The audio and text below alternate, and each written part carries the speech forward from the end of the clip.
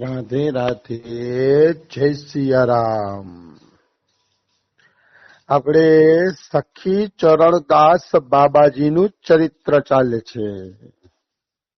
સખી ચરણદાસ બાબાજી મણિપુર રાજ્યના હતા અને 10 થી 12 વર્ષના થયા ત્યાં તો એમની દીક્ષા નરોત્તમ ઠાકુરની પરંપરામાં થઈ ગઈ, ગૌડીય સંપ્રદાયની અંદર. અને નાનપણથી જ એ વૃંદાવન જઈને વૈરાગ્યપૂર્વક ભજન કેમ કરવું એના સપના જોવા માંડ્યા કે મારે વૈરાગ્યપૂર્વક ભજન કેવી રીતે કરવું એના એ સપના જોવા માંડ્યા. હવે ભાઈ વૃંદાવન વાસ કરવો હોય ને તો વૃંદાવનમાં કેવી રીતે રહેવું એનો અભ્યાસ પણ જોઈએ. એના અભ્યાસ વગર બધું નકામું છે. એમ તમારે વ્રજવાસ કરવો હોય તો વ્રજમાં કેવી રીતે રહેવું એનો થોડોક ઘરેથી જ જો અભ્યાસ પડી જાય ને તો વધારે સારું. તો સખી ચરણદાસ બાબાને વૃંદાવન વાસ કરવો તો એટલે અહીંયા કેવી રીતે રહેવું એનો અભ્યાસ કરવા માંડ્યા. તો કે ભાઈ શું અભ્યાસ કરવા માંડ્યા? તો કે પેલા તો એને પોતાનો ખોરાક ઓછો કરી નાખ્યો, કારણ કે વૃંદાવનમાં મધુકરીના ટુકડા માગવાના હોય અને ઈ મળે ક્યારેક ઓછા મળે. ભાઈ મધુકરીના ટુકડાની વાત છે, કઈ આપણે ધારી એવા તો મધુકરીના ટુકડા ન મળે ને. બિલકુલ.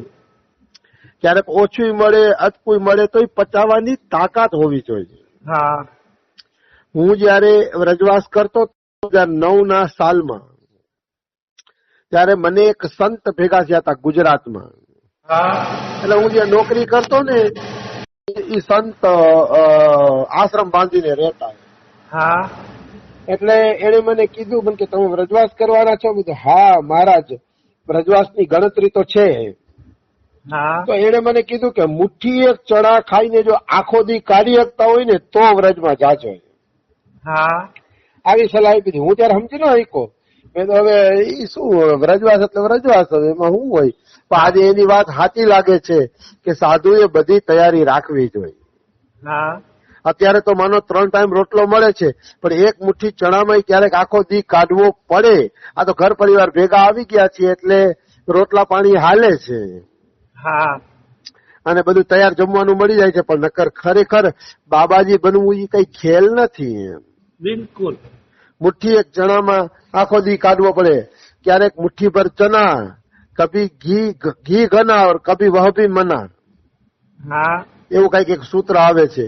ક્યારેક મુઠ્ઠી એક ચણા મળે છે, ક્યારેક ઘી વાળા પકવાન મળે છે, કભી વહ ભી મના. કભી તો ઘી ઘના એટલે ક્યારેક ઘી વાળા પકવાન ખાવા મળે છે, કભી તો ઘી ઘના, કભી મુઠ્ઠી ભર ચના और કભી વહ ભી મના. એટલે સાધુ બનવું કઠણ છે. એમાં તમારે વૈરાગ્યનો અભ્યાસ કરવો પડે છે, પછી સાધુ બનાય છે, એમને નથી બનાતું. તો સખીચરણ બાબા ખોરાક ઓછો કરતા ગયા અને ચેક કરતા ગયા કે હું ઓછા ખોરાકમાં પણ રહી શકું છું કે નહીં. એટલે પેલા એને ખોરાક ઓછો કર્યો, પછી નિંદ્રા ઓછી કરી કે ભાઈ વાં જઈને ભજન કરવાનું છે, કઈ બેઠું નથી રહેવાનું.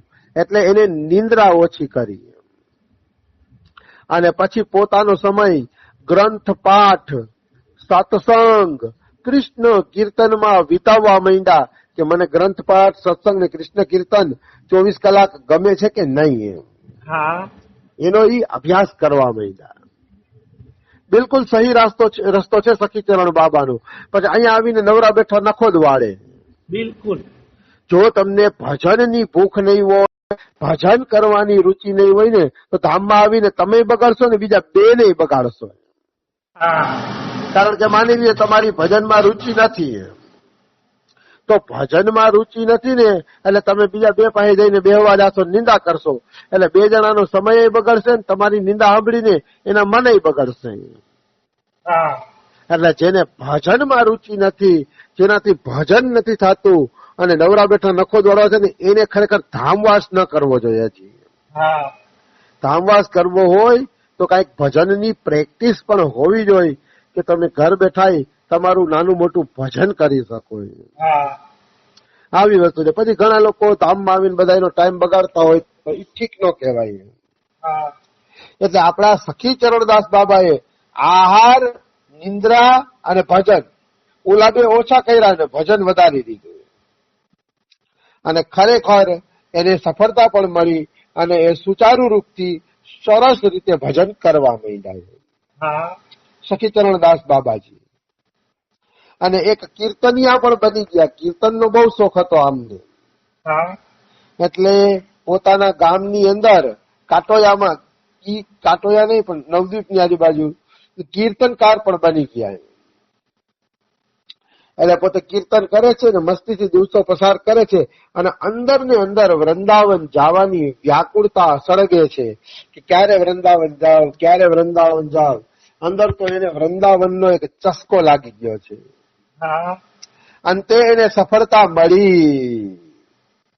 શકાબ્દ 1842માં 35 વર્ષની ઉંમરે ઘર છોડીને સખી ચરણદાસ બાબા રાધાકુંડ આવી ગયા.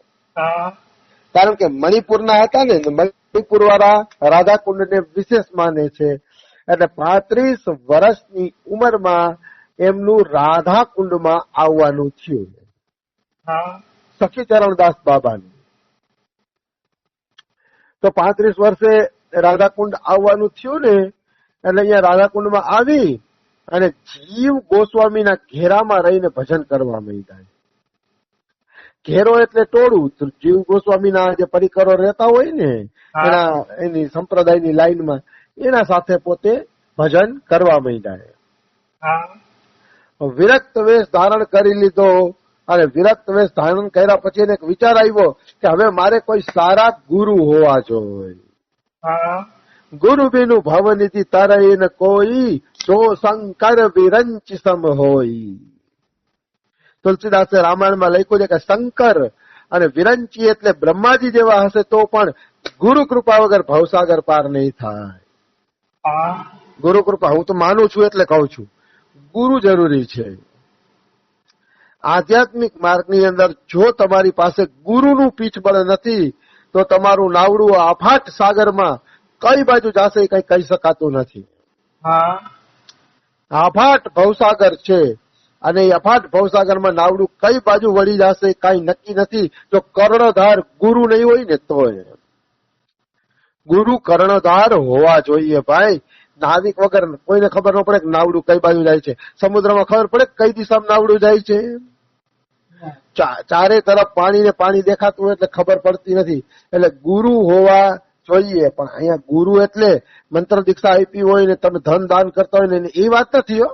હા ગુરુ એટલે કોઈ એવા સંતના સત્સંગના શબ્દોને તમે માનતા હોવા જોઈએ જે મહાપુરુષ છે, અને એની વાણી પ્રમાણે તમે હાલતા હોય એ સાચું ગુરુકરણ છે. બિલકુલ સાચું ગુરુકરણ એટલે તિલક કંઠી લઈ લેવું નહીં. ચાલો તિલક કંઠી ન લીધી કઈ વાંધો નહીં, પણ કોઈ સાચા સંતના જે વચનો છે એ વચનો ઉપર હાલીને ભગવાન પાસે પહોંચવું ને એને કહેવાય ગુરુકરણ. હા કોઈ પણ સંતને તમે પકડો, હનુમાન પ્રસાદ પોદાર હોય તો ભલે, રાધા બાબા હોય તો ભલે, રમેશ બાબા કમારા બાબા, કોઈ પણ સંત હોય, પણ એના વચન અનુસાર હાલો, સ્વતંત્ર મનમુખી ન ચાલો. હા સંતોના વચન ઉપર હાલવું જોઈએ, કારણ કે એને અનુભવથી ખબર હોય છે કે આમાં શું કરવું શું ન કરવું.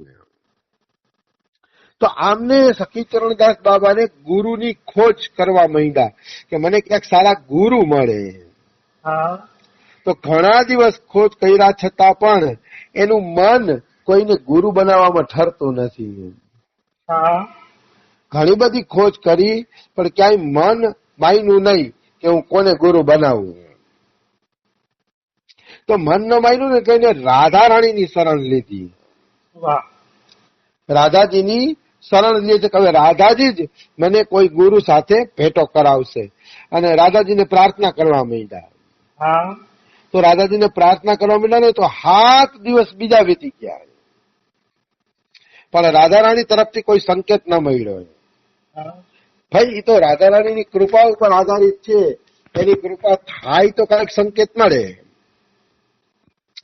તો 7 દિવસ નીકળી ગયા, રાધા રાણીએ સંકેત ન દીધો. એટલે બાબાને એમ થયું કે હવે ગુરુ વગર જીવવું નકામું, હા ગુરુ વગરનું જીવન નકામું. એટલે એને નક્કી કર્યું કે કાં તો ગુરુ મળે અને કાં તો અનશન કરીને હું પ્રાણ આપી દઉં, હા કાં તો ગુરુ મળે ને કાં તો મારા પ્રાણ જાય. ત્યાં સુધી એને નક્કી કરી લીધું. ત્યાં સુધી પોતે નક્કી કરી અને અનશન ચાલુ કરી દીધું. તો 7 દિવસ સુધી અંજળ વગર વયા ગયા. હા શરીર દુર્બળ થઈ ગયું, કારણ કે 7 દી ભોજન નહોતું લીધું, હા એટલે શરીર એનું દુર્બળ થઈ ગયું. અને માનસિક સ્થિતિ તો એવી થઈ ગઈ કે નિંદર અને જાગરણ એ બે છે ને એક જેવું લાગવા માંડ્યું. મતલબ નિંદ્રા અને જાગરણ એ બે એક હરખું જ એને લાગવા માંડ્યું. સુતાય નહીં ને જાગતાય નહીં, બસ રાધા રાધા કરે રાખતા. હા 7 દિવસ પછી શ્રીમતી રાધા રાણી એને સ્વપ્નમાં આવે છે. હા આમ તો એને સ્વપ્ન પણ ન કહેવાય, કારણ કે બાબા જાગતા હતા. 7 દીના ભૂખ્યા માણસને થોડી નીંદર આવે. ના એટલે બાબા જાગતા હતા પણ ખરા, એટલે આપણે એમ ન કહી શકીએ કે સુઈ ગયા હતા. હા તો